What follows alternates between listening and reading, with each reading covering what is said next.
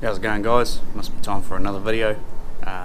Been doing plenty on the car over the last sort of couple of weeks. Haven't taken a lot of footage, just been hustling for chrome that's coming up. I thought I'd just do a video anyway, just to update you on where we're at. And yeah, we're getting pretty close with the Laurel. Plus the S13's coming along good too, so let's have an update.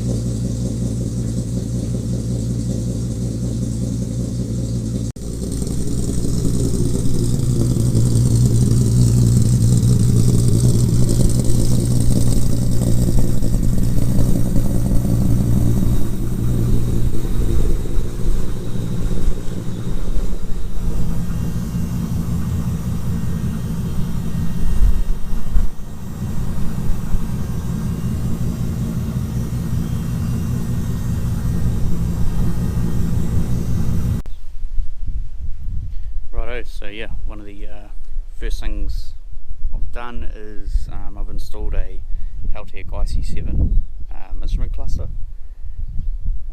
Thing had absolutely no gauges, nothing on it, so easiest way to do it was just to pick up off the CAN line off the ECU and just plug it in and just pull data out of the ECU, rather than trying to run various gauges and whatnot. So yeah, pretty simple setup. Literally just put some holes in the back of the dash, bolted it on. I have got a plate that'll go in here which will get rid of all of this, but just with chrome coming up and there was a bit of a delay out of Australia to get that plate, so I just got it knocked in and we'll use it like that for chrome and then change it once that plate arrives. So yeah, that was nice and handy. Other thing is, chopped out that big ugly homemade handbrake that was in there, and just went with I got this out of the States, just a nameless hydraulic handbrake with just a through Willwood master cylinder, so that was nice and easy to install. Just a Franklin Performance handbrake mount.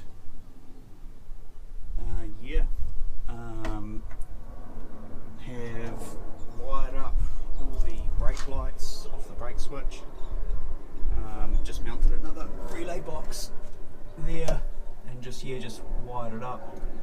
So yeah, all the brake lights work. Have also wired up headlights and the switch there.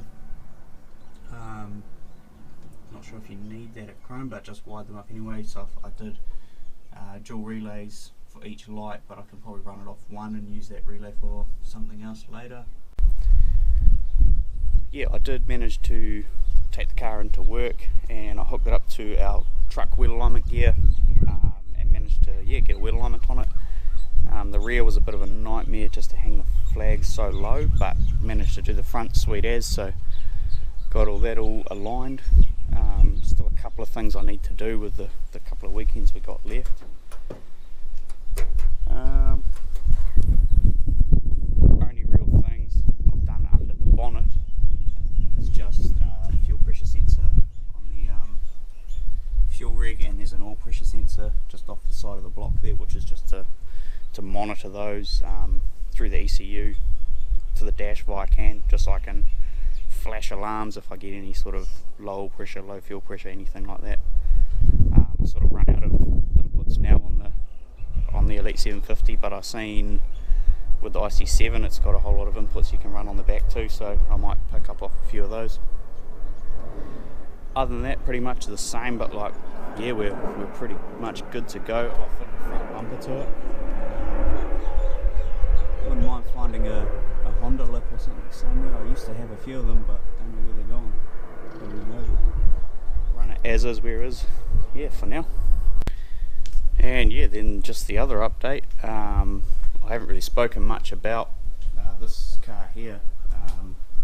I've had this car for shit, almost 10 years now. It's on its 4th motor.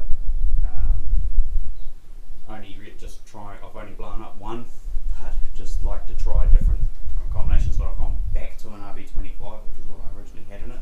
This is what I liked the most.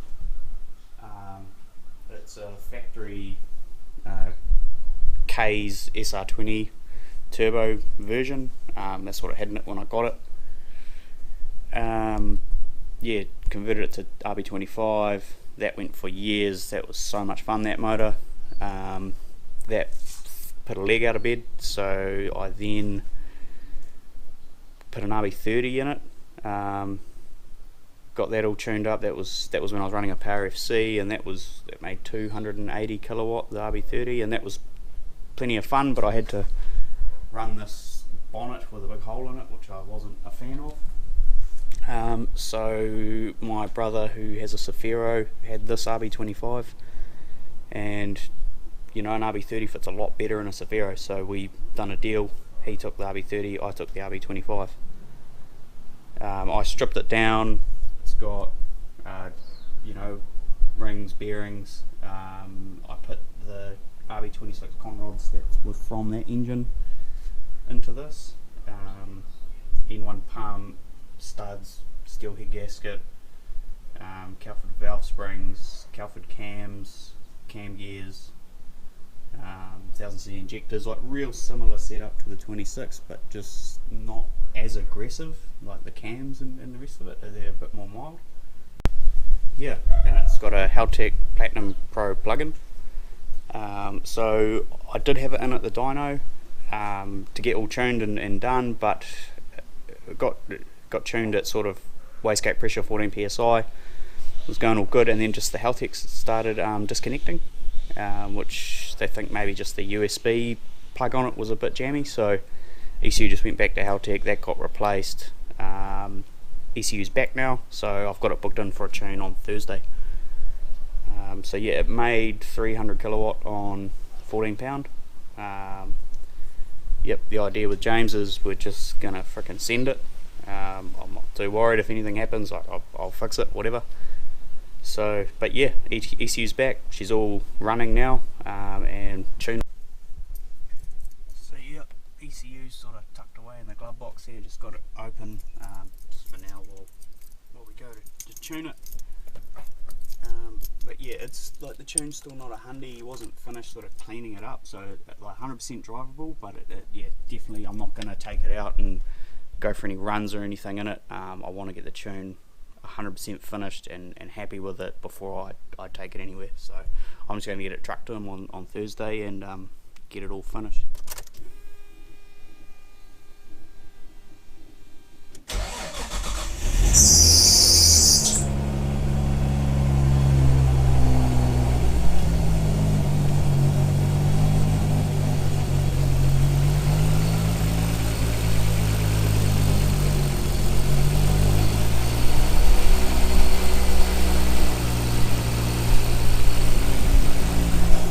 But yeah, this car is 100% WOF, reg, cert, all street legal, legit. So this car I can take out wherever, whenever. So once it's finished and tuned,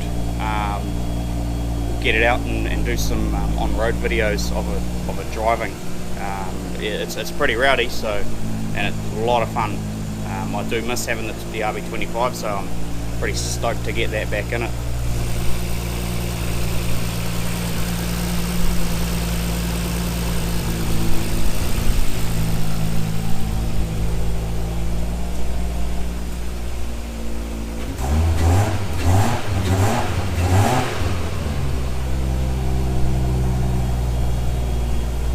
Yeah, lot quieter exhaust on this one, just to be all street legal.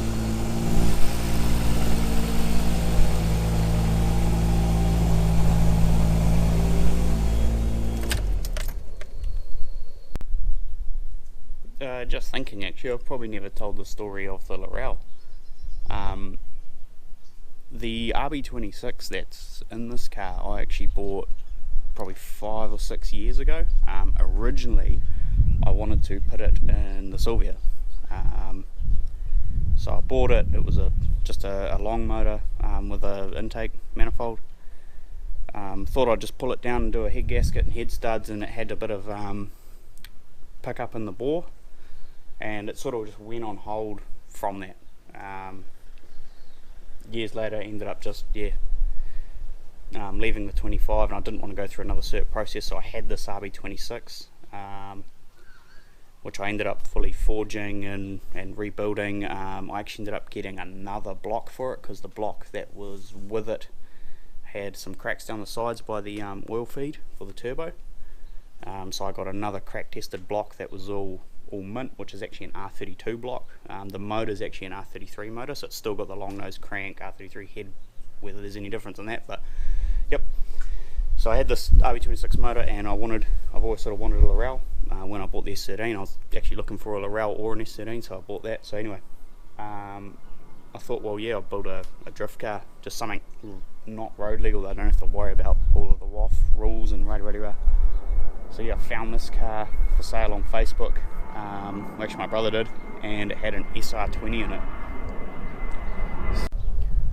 So yeah, worked out a deal with my brother when buying it, because I wasn't really interested in any of the SR20 running gear, but he's got a few S13s and various motors, so he wanted that running gear set up. I just wanted the rolling shell, so yeah, managed to pick that up, and yeah, threw the RB26 in it and all the rest of it. So I pretty much got it as like a rolling shell with a cage already done, and sort of the front tube set up and all that, and then from there I've done everything else bar engine wiring and ECU. I got that professionally done.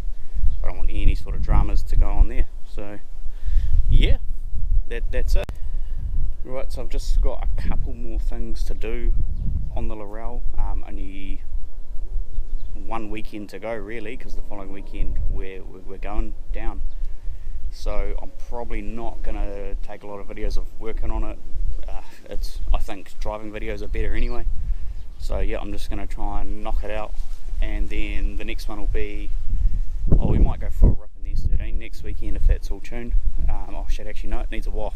I need to get a WOF first, then we'll go for a rip in it, we'll see. And then it'll just be, yeah, heading down to Chrome with the Laurel and see what happens. So cheers for watching, yeah, and look forward to the next video.